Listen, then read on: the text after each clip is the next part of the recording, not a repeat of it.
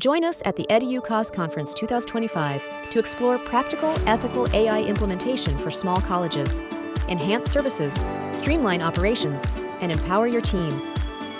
Join us Wednesday, October 29th, 10:45 a.m. CT at EDUCAUSE Commons, Teaching and Learning Central Community Collaboration Station. Let's navigate AI together.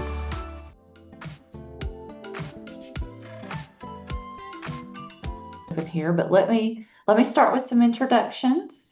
I'm going to start with Kayla. So Kayla is the Senior Director of Customer Experience in the IT department at the new school. And Kayla leads the customer experience team, and she focuses on enhancing the university experience for students, faculty, and staff. Leading many IT initiatives and change management strategies. Maybe we need to have you back for some pointers on that, Kayla. Yeah. And she's always trying to make sure that the technology solutions they choose align with the needs and goals of her university.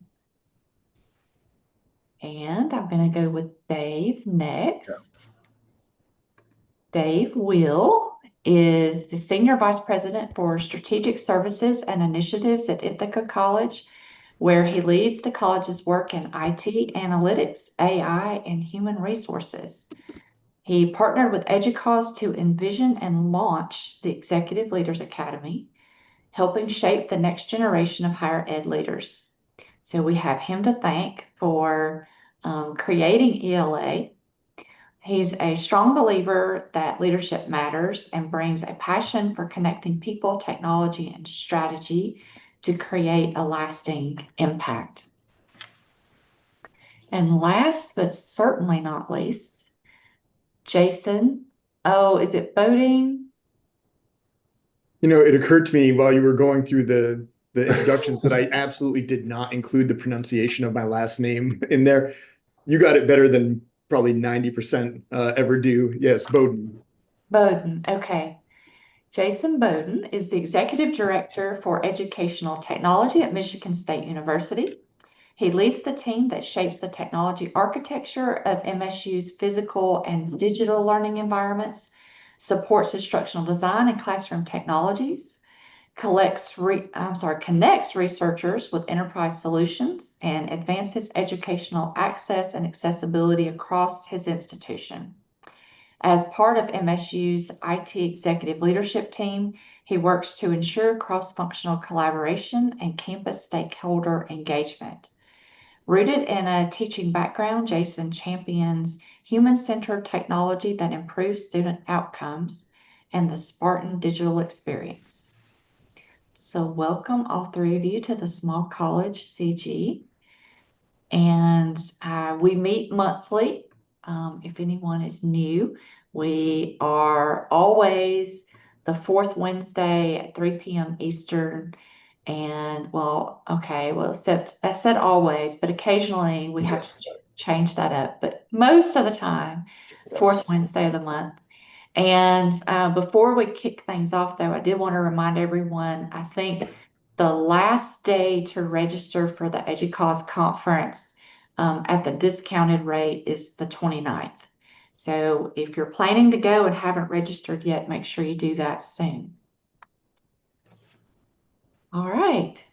So Don, do you want to? Absolutely. And I'll say one more thing, ultimately, for individuals that may be new here. If you do want to participate in the CG, become part of the leadership to be able to suggest different topics that you'd like us to cover, please just reach out to myself or Penny or Jeff.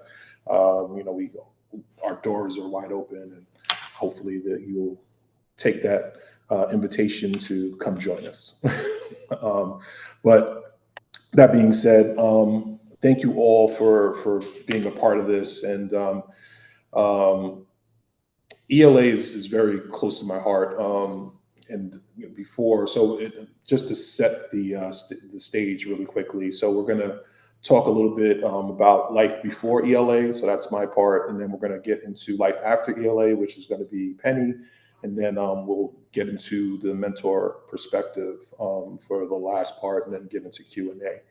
But before we start asking questions, I just wanted to give a little bit of a personal testimony. When I decided to join ELA, I was really at a crossroads in my life, my professional life, personal life, and as a CIO for a smaller institution, I often wondered how I stacked up against leaders at larger institutions with resources and bigger staffs, and that question weighed on me a lot. And I forgot how I ended up getting introduced to TLA, but it was life changing. At the time, I was shifting out of that daily practitioner mindset, just always solving problems, and just kind of with ELA's help, I was able to start thinking about things more strategically, institutional goals, how to discuss things with the board. So that was, a real key turning point for me. And also just having these conversations with other CIOs and VPs of technology, realizing that I'm not walking this path alone. So, no matter whether it's a big school or small school, we're all dealing with some of the same issues, whether it's AI or, users or students or tech or, rolling out VoIP or whatever the project is of the day.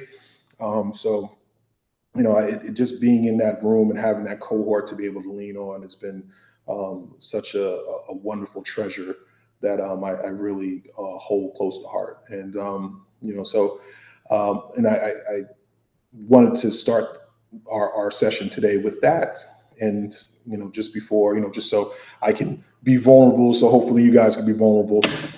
But I'll start with you, Jason, just in regards to what led you to join ELA, or what was that moment that made you decide to go that direction? Yeah. So first off, thank you for having me. And also thank you for the invitation to be vulnerable, because I'm about to share your soul, brother. Share your soul. Right. When I came across ELA, I had actually just moved from a similar role at a community college with roughly 25,000 FTE to an R1 with 50,000 FTE. And I was experiencing, frankly, some pretty significant imposter syndrome, right? Like, am I cut out for this? Did they make a huge mistake? How long will it take them to realize they've made a huge mistake? And so every room I walked into felt like a job interview, right? Like I was feeling compelled to focus on how do I prove myself and my worthiness of being here, compared to just letting my value prove my my worthiness to being here. And so I was feeling discomfort, right? I was doing the job, it was working okay, but I didn't feel maybe comfortable in my skin, so to speak, in that moment. MSU was in the process of leaning into EDUCAUSE in terms of the service catalog. And so we were kind of engaged already and invested in EDUCAUSE in collaboration with EDUCAUSE, and then this opportunity arose. The ACIO in my space had actually taken it and reported back that he found it valuable. And so I thought, all right, well, I really respect the ACIO, who is now the CIO. So if you're looking for another success story for for ELA, our CIO of our institution. So right, I really valued his opinion and his perspective, and so I took it to our CIO at the time, and Melissa, who was also very involved with EDUCAUSE, Melissa Wu, supported me in being the next institutional applicant. And so I said, all right, I'm gonna throw my name in the hat and see what happens. That's awesome. So same question for you, Kayla. All right. Well, I think a lot of our stories are probably going to resonate with each other. And I think that's why I kind of like the ELA program and all the people that were in our cohort. But I was kind of having some similar like imposter syndrome, I would say, because I felt like I got to a level of my career where I just seemed stuck. There was like in the back of my mind, I was like, there's no way I'm going to get to the next level, or, there's no way this executive potential pathway that I started seeing in front of me was even achievable.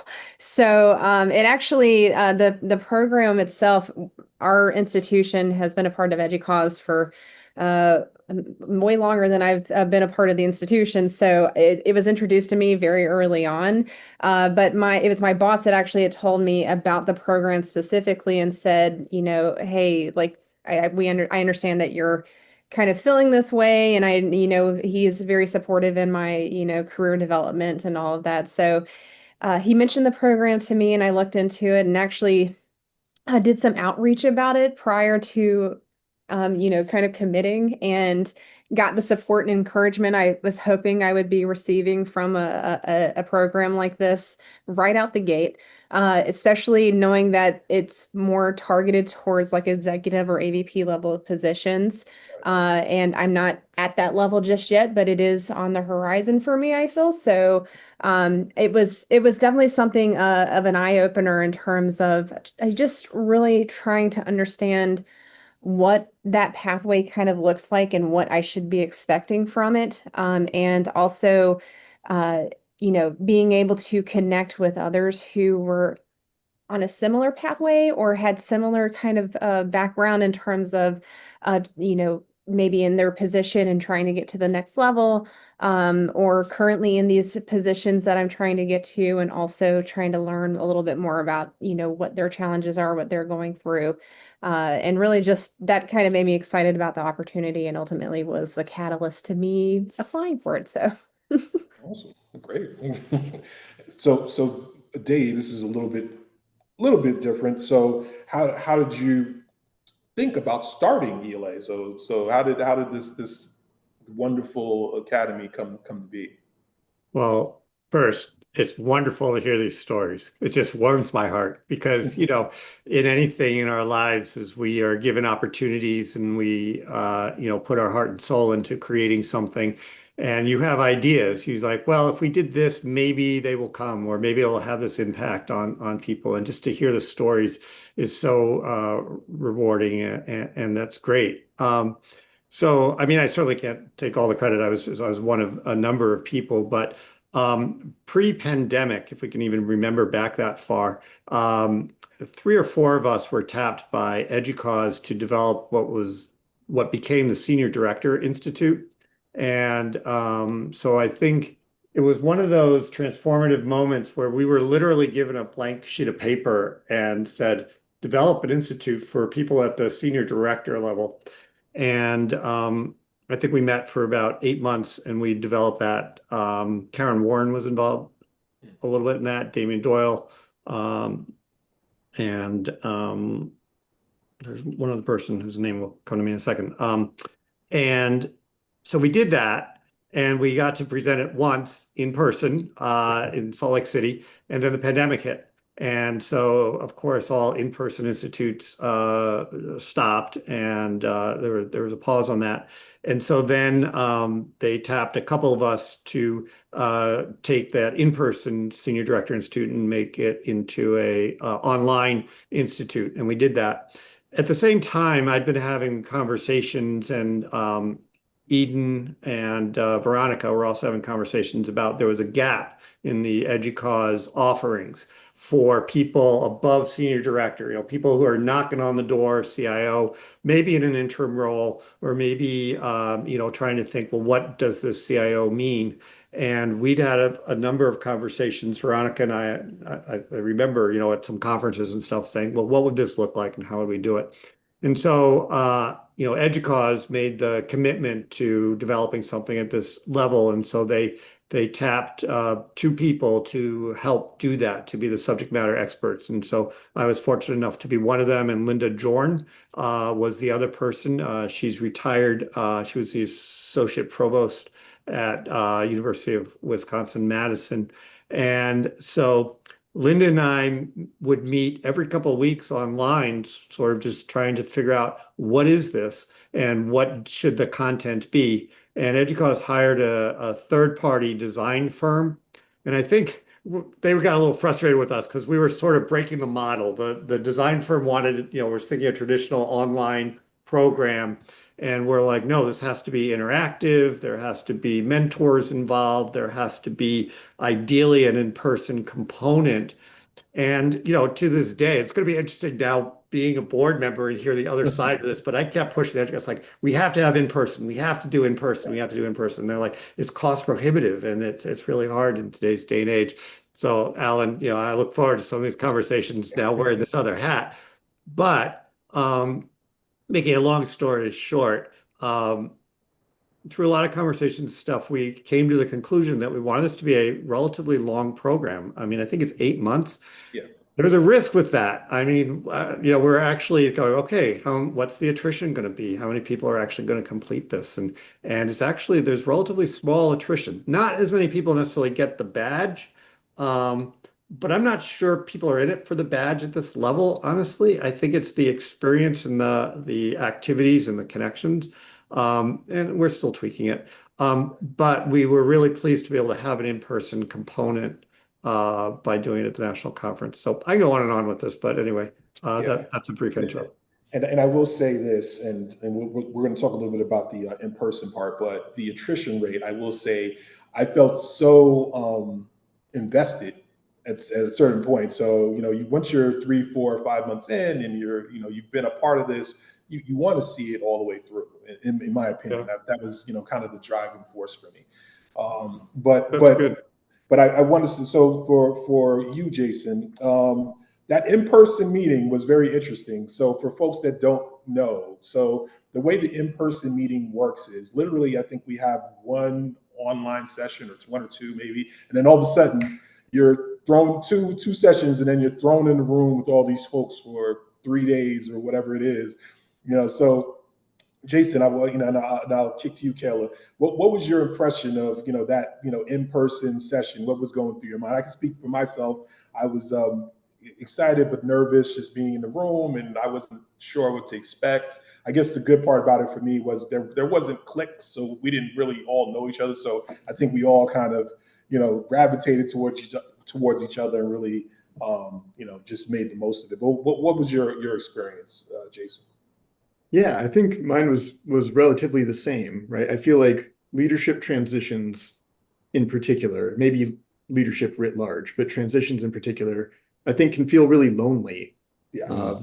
Right? Absolutely. Like you've made a change, you're doing something new. It feels like everyone else has been doing what they're doing forever, in the way that they've been doing Absolutely. it. And so, right, it was really exciting to me I love people, which probably helps. But it was really exciting for me to be able to walk into a room and immediately feel this sense of camaraderie. And I think, Don, you're probably right on the people didn't have cliques or pre-established relationships. Everybody was there because either they had made a leadership transition, they were about to make, they had just made, they were considering one day making, right? Like everybody was there. And that shared sense of purpose, I think, really bridged the differences between the institutions and the people. So it didn't matter how big or small the institution was. It didn't matter your relative position within the organization that you were in. It didn't matter, right, where you were with your professional journey. Everybody was just excited to meet each other, talk to each other, learn from each other, and discuss challenges together and see what we could come up with. It was a really, I thought, exciting and rewarding experience. Yeah, absolutely. How about you, Kelly? Yeah, I mean, I completely echo what Jason was saying. With it being at the early part of the whole program, it was really easy. I'm a little biased. I'm one of those people that enjoy in-person things because I feel like I get a connection with people more in person than I do over a Zoom or some sort of screen. So being able to be there and make connections or on a deeper level than I feel like you can sometimes on Zoom was extremely helpful for me in particular. I walked in kind of feeling a little intimidated, thinking I was maybe a little bit out of my realm, but quickly found like Jason was saying, like the camaraderie and like the feeling that that we all had some sort of shared interest was extremely helpful in opening up those connections. And honestly, in my opinion, helped the other remaining sessions that we had over Zoom. Since I had already made these deeper level of connections with people, all the sessions that came afterwards when we were breaking out into different groups and having these more like personal collaborative sessions made it so much more easy to, be confident enough to speak in these sessions and just really collaborate with all these people. So, yeah, I definitely thought the in-person session was great. And also since it was in the beginning, it was during like I think it was like the leadership foundation section where you're kind of discovering things about yourself as well as discovering things about other people. So it was just kind of fit all together. It's just a big discovery process. I loved it. Yeah, absolutely. I echo that 100%. And I will say something about the breakout sessions. To be honest, Dave, sometimes when we were tasked for certain things, we genuinely went into those breakout sessions wanting to tackle those tasks, but then we totally got sidetracked about something that was going on or a project or something that was happening, and just shooting the breeze sometimes. So it was definitely an interesting process, but I think it made us all grow closer. I think that's fine. The secret is, and you already know this, is building the connections. Right. That's truly what it's about. And then we give you some subject matter to be thinking about. But if you really think about the structure of ELA, you have anywhere from 3 to 4 faculty that you see. Then we have about 20 to 30 mentors that you can interact with or select from. And then we have subject matter experts, at least 8, but there's probably about 20 different subject matter experts. And so we're creating these opportunities. This is all really intentional. These opportunities for you to build these connections, either through your cohort. You're all from the same cohort, I believe. Yes. And then with these others. And I think that's really what lives on from this. And now you also have the same vocabulary because you've been through the same experience. And I think that builds out there. So if you didn't exactly do the assignment, that's okay. I appreciate that. I'm about to pass it off to you, Penny, but just to speak to the mentor component of it for those that have not participated in ELA, the mentor component of it is really great. And I'm curious for you, Jason, for you, Kayla, have you kept in touch with your mentor out of ELA? Just out of curiosity, and for those who don't know what I'm talking about, ultimately we are paired with mentors that are pretty much in senior level positions that have gone through the process and can give us guidance in terms of our trajectory and what we want to do. So it was a great thing to be able to have these discussions that we set up and then create this friendship and camaraderie. So I'm just curious for you guys, have you kept in touch with your mentors? I have. It's not as often as I did during the program, but it's definitely, continuing in terms of like check-ins and things like that. So it's been great. Great mentor. I highly recommend. Wonderful. How about you, Jason? Uh-oh. I can't hear you. Did we lose Jason? We lost your audio, Jason. Okay, I'm going to say my mentor, I stayed in touch with mine. We have ended up on the same, we're both on the EDUCAUSE Top 10 IT Issues panel this year. And so we've been on some of the same teams. And so that's been fun to get to interact with her in a different way. That's awesome. Yeah, but my mentor, Kirk Kelly, we stayed in communications, especially the moments where I'm dealing with a difficult choice or dealing with something with the board or just thinking about what life is going to look like for me going forward. It's always great to be able to bend his ear and be able to think about things. So it's really great.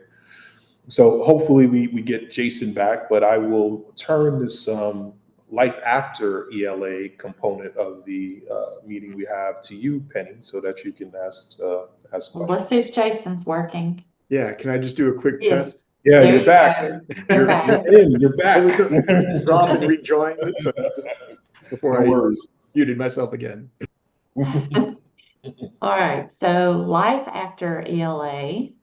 So just quickly though, before ELA, I definitely was not the target audience for ELA as I had already been CIO for a while. But like Jason and Kayla were talking about, and Dawn, I had some imposter syndrome. And like Dave, I have been at my institution my whole career, not in IT the entire time, but at my institution. And that has, I'm always questioning, do I know enough? Do I have enough experience? And EDUCAUSE has been so beneficial for me to be able to get that experience. I feel like, that I can bring back to my institution. And I did think it was interesting how many people were in our cohort who had been at their institution quite a long time. So life after ELA, I did get even more involved with EDUCAUSE. It didn't seem possible at the time, but they will They will. definitely, yeah, yeah. Um, so started doing more with EDUCAUSE, participating in more things. Met Don, had some great conversations, managed to get him to come join us, me and Nathan in the small college CG, and that's been great. And I had been having, so one of the reasons that I did go to ELA was I'm a CIO, but I report to the VP for finance, sit on cabinet, only one on cabinet who at the time, it's changed since then, but at the time, only one on cabinet who did not report to the president.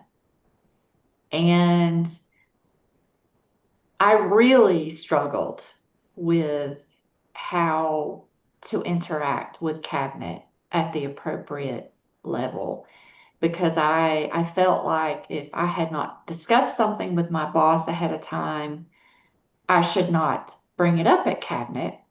I didn't want him to be surprised by something. And so I felt constrained and frustrated. So I did get a lot from ELA that helped me deal with that situation a little bit better and figure out a way to be able to contribute, but also have that good relationship with my boss.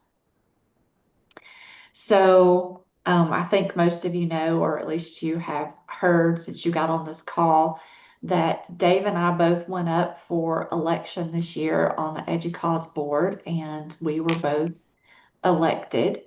And it's very exciting. Thank you. Yes, very, very exciting. And sort of, I think is a great way to top off my career, right? And not that I'm planning to retire as soon as I'm off the board, but that is in my horizon, and I realize that.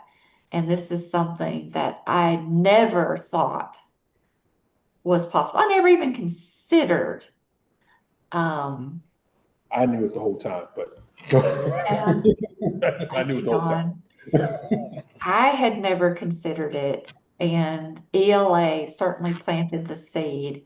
And then when my good friend and colleague, Carol Smith, who's the CIO at DePaul, she approached me. She's been on the EDUCAUSE board.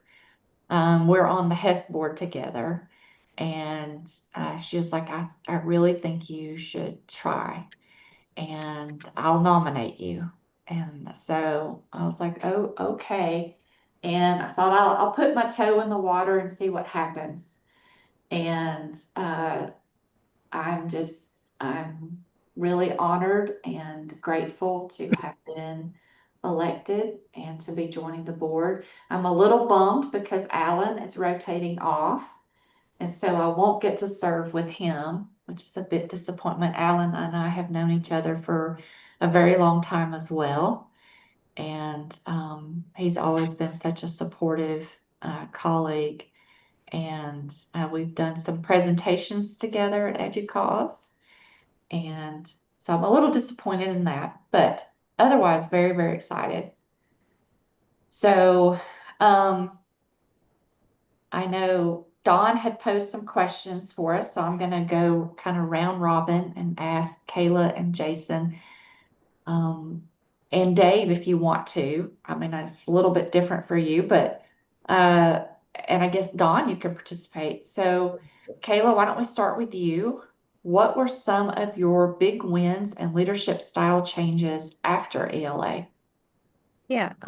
So I think my biggest win was really kind of establishing my voice as a leader. I kind of rose to the position that I'm in fairly quickly. And I didn't feel like I got the stepping stones to actually build that confidence of being what I envisioned as an effective leader. So once again, that imposter syndrome kind of like came back into play. I would just kind of mimic people in my institution that I thought were, decent leaders, and I still think are decent leaders. But in doing so, it just made me realize that I wasn't being authentic to me, in my values and in the way I think and operate. So, and that's something I discovered very quickly in the ELA program and how to basically really address that. So, and it really dawned on me as we were kind of going through all of this is that I didn't need to like fit into a particular bucket or a specific leadership style that, these styles kind of change with necessity. And that was really kind of eye-opening to me. So I would say overall, my leadership style probably changed be a bit more adaptive in nature. That's great. Jason? Oh no, your audio is Lose them gone again? again. Do we, Okay, we'll give you a sec. yeah. No, In the worst case, I can jump in. Well, you're there back, you Jason? are. You're back, okay. Microphone 3, go. The joys of working in IT is there's a wealth of different peripherals at hand at any moment in time. So hopefully this one holds. But I feel like I've got a good flow now. So if it breaks again, I have troubleshooting experience. So I was just saying, I think my experience was pretty similar to what Kayla was saying. Confidence certainly in a couple of different ways. Right. So part of it was learning. And right, the ELA was great for that. There were areas that I learned quite a bit. But there were also areas where I felt like it was maybe less of a learning curve, but also useful validation that some of the things that I had been doing were strategic, right? And I wouldn't have thought of them necessarily as strategic. I was functioning intuitively in my head. And right, so alongside that confidence of both learning more and also having that validation is that one step back approach now, where I feel like I operate less out of a gut approach, which had served me well enough, but was not the only approach, right? And so I feel like now I've got more of a toolbox available to me, and that I can pick and choose and apply as best befits the situation, rather than doing my thing that I've always relied on and hoping that it's going to get the job done yet again. And so I feel much more comfortable in maybe unusual environments, right? Not just confidence in my current role, but confidence in adapting to unanticipated situations and challenges, because I feel like now I've got tools at my disposal that may be more effective than my previous approach, and I can employ those as appropriate. Dave, do you want to say anything about this one? Well, one of the things, and that I would encourage all of you is consider being a faculty member at one of the institutes, because that, even though I didn't attend ELA, I think I got more out of it than maybe all of you, and you all got a huge amount, because you're thinking intentionally about this. You're thinking, what does it mean to be a leader? What does it mean to, how we conduct ourselves and all that. And I think that that's really evolved. If I look at my thoughts of leadership back, pre-pandemic, when we were talking about senior director, and then we go to the Executive Leaders Academy and stuff. It's all about the people. And I think we know that, but I know it even more. And so I think that impacts how I lead and how I try to connect and how I try to paint vision and help people fulfill that vision. Yeah. Don, do you want to say anything about big wins or leadership stuff? Sure.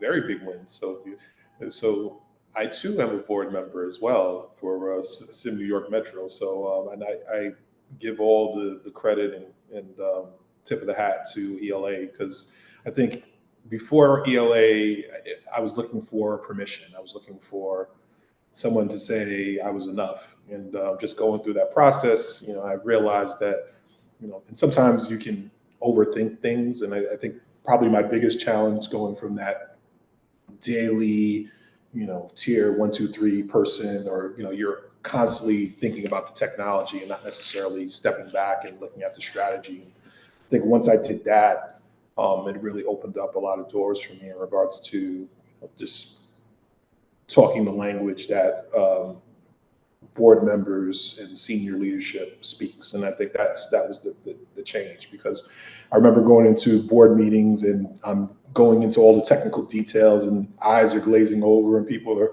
falling asleep and drool's coming out their mouth, and and realizing that sometimes you have to dumb it down, you have to streamline things and get to the point and really make people understand what the strategic value is for the institution. So that was the big thing. And it's funny, once you kind of go somewhere and people see that you've been successful somewhere else, that's when they come to me and say, well, Don, let me pick your brain about this or that. And sometimes that's where people see value when other people see value, if that makes sense. So but yeah, I credit all of this to ELA and making them, you guys making me think differently about how I move forward in the space. Well, one of the things that I did during ELA, and I've been so glad that I did, is I started a brand new notebook for ELA. And so every session that we had, I put my notes in here. All the readings that we had to do, I would make notes about those in here, our sessions. And I've been able to refer back to it on more than one occasion for things. And it's been such a great resource. And so our next question has to do with our personal brand. And so those of you who have not yet participated in ELA, because I know you're going to, they do a session about personal brand and how important that is. What does that mean? How do you tell your story in this authentic way? And so we'll start with Jason this time. How has your personal brand changed since ELA? With trepidation, mic check. Yep, You're working. We got you. So I've made a discovery of sorts. It turns out that a personal brand of Chaos Muppet does not instill the same degree of confidence in my colleagues across the institution as a personal brand of transformational leadership or trusted thought partner. So I think that's been it's and I'm only half joking. My LinkedIn used to have Chaos Muppet in in the description of me. So I think in terms of my personal brand, this allowed me to maybe rethink my own characterization of my approach rather than requiring me to change who I was as a leader. And that that sort of nuance, I think, was helpful for me, that it wasn't inauthentic to not brand myself as Chaos Muppet, right? But it was useful to my colleagues to not think of me as a Chaos Muppet, and instead to think of me as a voice of change, right? That part of what I seek to bring to a lot of these conversations is a perspective that is not already present in the room. And I feel like if I'm going to add value, I should be bringing in that point of view and that sort of conceptualization of the student experience or the educator experience or the researcher experience or whatever is called for in that moment. And so I think it wasn't something that I had thought about consciously before in terms of something that I craft. It was more something that I hoped would be self-evident. And instead, that little bit of intentionality in just changing how I think about and talk about and embody my own leadership style, I think has been useful to pivot so that when I walk into the room with cabinet members, I'm not there to turn things over. I'm there to raise legitimate points that may result in turning things over, but are ultimately for the best interests of the institution and our stakeholders. And I think that's helped me embody that better in those conversations. Kayla, what about you? Yeah, I mean, I feel kind of similar with this whole idea of this crafting and intentionality behind your personal brand. I prior to joining ELA was just kind of riding on the fact that I did good work and I thought that would speak volumes for me. I think one of the biggest exercises that was kind of an aha moment for me in terms of the personal brand was having other people kind of articulate what your brand is, or who they kind of see you as. And they were using much different language than what I feel like I would have used. And so that like self-reflection kind of component of this was just extremely valuable. And I knew I was somebody who could get things done. It could, was seen as more of a doer more than anything else. But ultimately, where I wanted to be in terms of that intentionality is that I just wanted people to see me as a strategic partner in some capacity, right? So that started changing the way I approach meetings. It started changing the way I approach conversations with people. It, just kind of shifted how I, kind of thought about different things. And so I think that was the biggest, kind of shift in my personal brand, is just recognizing that, it's not, people probably aren't going to see you the way that you're seeing yourself just based off your what you've done in the past. You have to create your own story. You have to give your brand out there and really, promote it in the way that you want it to be promoted. Yeah, I think even if I think a number of people at ELA were thinking about, career moves and things like that. So it's very important for that. But even those of us who weren't planning to make career moves, I think it is something very important to think about. And I certainly redid my entire LinkedIn after that. I imagine lots of people did. Yes. But Don, why don't we move into the final block? Although I think Dave may have wanted I to was say just going to add sort of there's the flip side of thinking about your personal brand. It's also what you are not. And I think that becomes freeing to Great say, point. this is my focus and this is what I bring. I'm not going to try to bring that other stuff as much. I mean, I'm not saying you can't be a generalist, but it adds a clarity and it's freeing in some ways. Absolutely. Great. All right, so we want to move into block 3. Yeah, block 3. Let's do it. Mentor perspective. So, Dave, this is really a lot of focus on you. So what do you hope every ELA attendee takes away from the program? Well, as we've talked a lot about, I think it's about the connections and it's about the intentionality. It's about that all of our experiences have value. it is surprising the number of people that have been at one institution for an extended period of time, and either for, largely for personal reasons, may want to stay there. And what does that mean? One of the things when the role of the CIO is also evolving, and I think understanding what that means, sort of as a anecdotal thing, when John O'Brien called and informed me that I was elected to the board, he commented, he's like, yes, and Penny as well. And it's interesting that two individuals from smaller institutions where the board used to be almost all people from large R1s. Yep. And I was reflecting on that, and I think it really is, it's not as much about the institution type, it's about the evolving role of the CIO. CIO used to be all about the technology, and the technology used to be a little more advanced at the R1s, but now it's about the services. And it's about how do we use the technology to advance the institution. And I'm bringing that back to the ELA, because I think the ELA is really trying to provide you with those 8 or 9 different areas of focus, whether it's data or org design or looking at professional development and your own leadership. It's really about the shifting role there. So giving us the opportunity to think intentionally. That's great. I love that.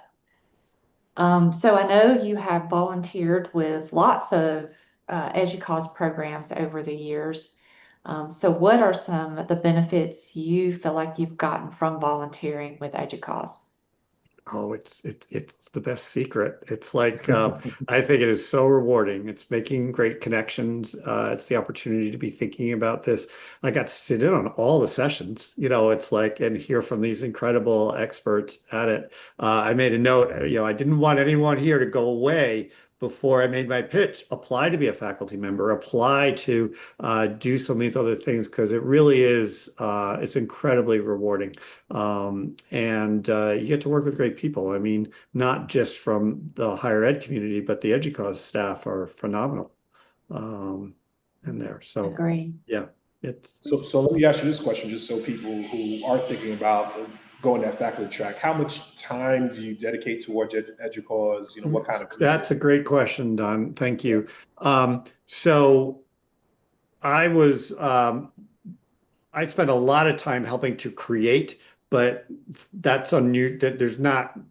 That's not the norm. The norm is faculty come in and at least at the institute, not necessarily as much the ELA, you're given some modules that are going to be your area of focus. There's an existing program there, but then you personalize it and stuff. So, and ELA is the only thing that goes on for 8 months. The rest are much shorter. So there is some time commitment, but it's manageable there. I can't really speak to a specific number of hours there, but a lot of the structure is already in place for you. That's good information. It's great information. So Do we want to open it up for questions for a minute, do you think, Don? Yeah, absolutely. Absolutely. Any questions? Going once, going twice? All right, Michael, Ron, Jeff, Ellen. Anything? I was just curious to hear people's experiences because I had gone through the senior director's program a year and a half ago. So I was curious to hear differences and people's expressions of what they felt the value was. So one of the big differences, Michael, is that the senior director is taught by the faculty. So those are the main content deliverers, I believe. ELA, the faculty are more the facilitators, and much of the content is brought in outside experts. And so that provides, I won't say it's richer, but it's a different perspective there. And so that's one of the differences.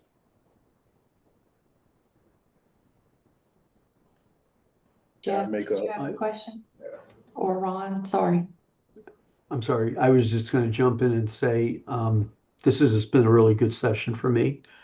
I'm actually in this year's cohort, Oh, so I'm going Oh, through it right now. congratulations. So that's thank you. awesome. So Yeah, that's awesome. I'm very happy to hear everyone's input on this because it's been a good experience to start so far. I've only had first week of it, so. Yeah. We'll Well, I see think tomorrow. you'll love the live session at the Yeah. conference. So Yeah. that's Just awesome. and when you go in, just be open. Just talk to everybody, engage, and I think you'll take a lot out of it. Um, if it's anything like our cohort, as you can see, all of us years later are still close. And there's the All Institute reception as well, I believe, again Yeah. this year. We're at the national conference if you're able to make it. So it's always great to see people there. Thanks again, everyone. Of course.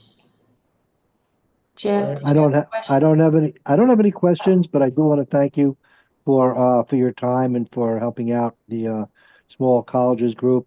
I'm actually I've been a CIO for a few years. I'm not really looking to step up my game anymore. We're trying to wrap up a couple of projects. But I will be out at EDUCAUSE enjoying the conference in Nashville in October. I always do enjoy the conference. So thank you again for leading this. Again, a very good hour session. Thanks. And I just want to say thank you as well for leading this session. It's very helpful. And like Penny, especially what you said, it resonated a lot with me. I'm coming in the same situation right now. Like I report to the VP of Finance, and I'm a part of the senior leadership team, but I never know how to address or approach the team in general. So this is really helpful for me. Especially also for me as a first generation immigrant, I'm trying to also try to figure out the cultural issues. So I don't like what can be done, what not be done. It's really hard for me. Yeah, that can be really hard to navigate. Are you going to be at EDUCAUSE? Yeah, I'll be there in Nashville. Great. Yeah. Whatever we can do to support you, Jeff, just let us know. Thank you. Hopefully we can grab drinks soon. Yeah. So and I'll say the folks, hopefully the folks that will be going to EDUCAUSE, conference, going to Nashville, if we all can meet up or link up, or maybe we end up crashing the ELA reception. We'll figure it out, but hopefully we can all meet up when we're in Tennessee. Sounds great. Thank Awesome. you to our guest panelists. We really do appreciate your Thank you so much. contributions. Thank you for having us. It's great. I'm Thank you. delighted you pulled this together and to hear from the experiences. It was a great thing to hear the impact that it's had. So thank you. Yes, big impact. Thank you all. Appreciate it. So we'll wrap things up, and we will get this posted to the community group. So hopefully other folks will be able to hear about the wonderful benefits of ELA. But thank you guys so much, and see you next month.